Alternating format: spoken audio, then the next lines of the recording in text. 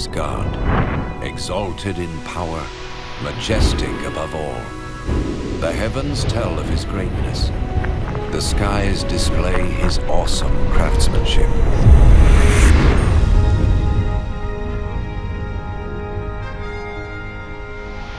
Day after day they continue to speak. Night after night they make him known. In creating the heavens, God also created the earth and formed man from the dust of the ground and breathed into his nostrils the breath of life.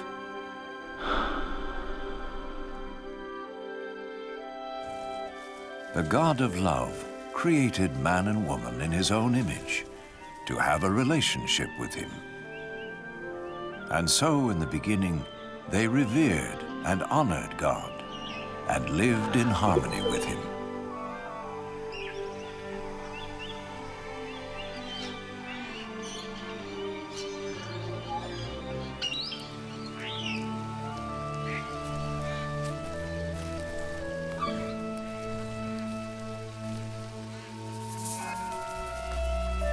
This continued until one day, Satan tempted the woman to eat the forbidden fruit, and she gave it to the man, who also ate.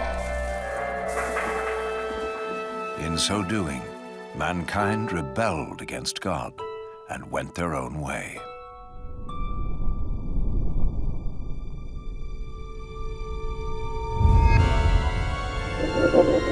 As a result of this sin, mankind was separated from God and was thrown out of the Garden of Eden. But God still loved mankind. It was never his desire to be separate from those he created. Yet how could God be holy and the source of perfect justice if he did not judge mankind for their sin?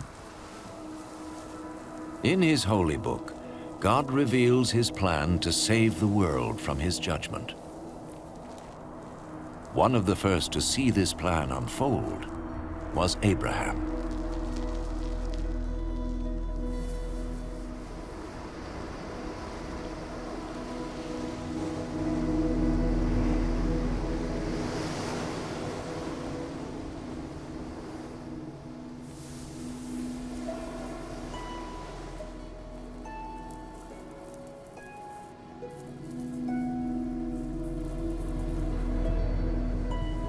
Abraham was a righteous man, whom God promised to bless and make his descendants as numerous as the sand of the sea and the stars of the sky.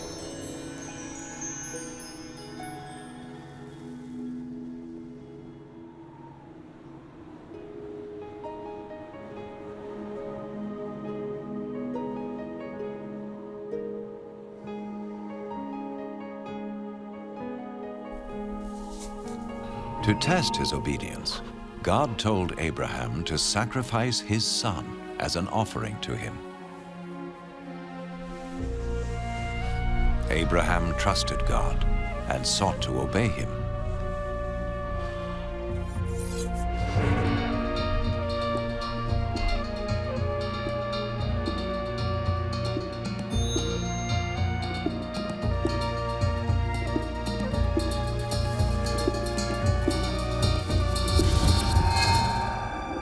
But as he raised his knife to kill his son, the angel of the Lord stopped him. He saw that Abraham feared God and was willing to obey him. Then Abraham saw a ram caught by its horns in a thicket, and he sacrificed the ram instead of his son as an offering to God. And so God showed Abraham that a lamb or similar animal was to be slain as a temporary covering for sin until God would provide his ultimate sacrifice to pay for the sins of mankind. Instead of sin separating man from God, the sacrifice would restore their relationship. The Holy Scriptures speak of one who was to come and be the ultimate sacrifice for the sins of the world, As the ram took the place of Abraham's son, so this one who would come would take man's place, so he could be forgiven. Some refer to this person as the Messiah, the one who would come and reconcile the world back to God once and for all.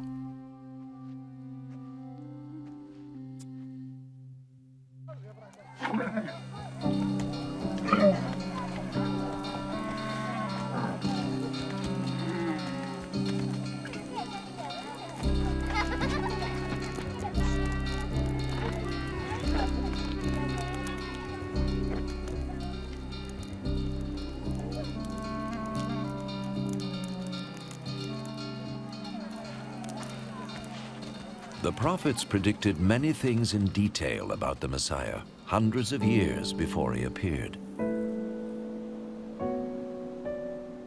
The prophet Isaiah foretold that his birth was to be a miraculous one.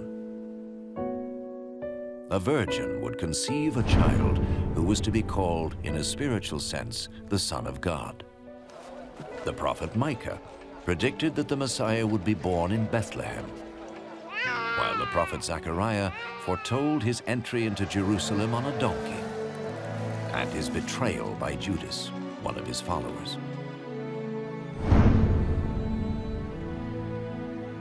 Isaiah prophesied what the Messiah would do when he came. The Lord's anointed will preach the good news to the poor, bind up the brokenhearted, proclaim freedom for the captives, and proclaim that the time has come when the Lord will save his people.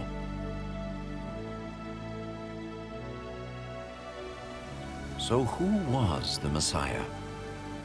In the 1st century, a prophet came called Jesus.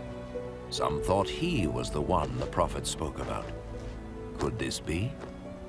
Did his life fulfill what was predicted of him? Was Jesus more than a prophet? What follows is his story, based on eyewitness accounts as recorded in the Holy Scriptures.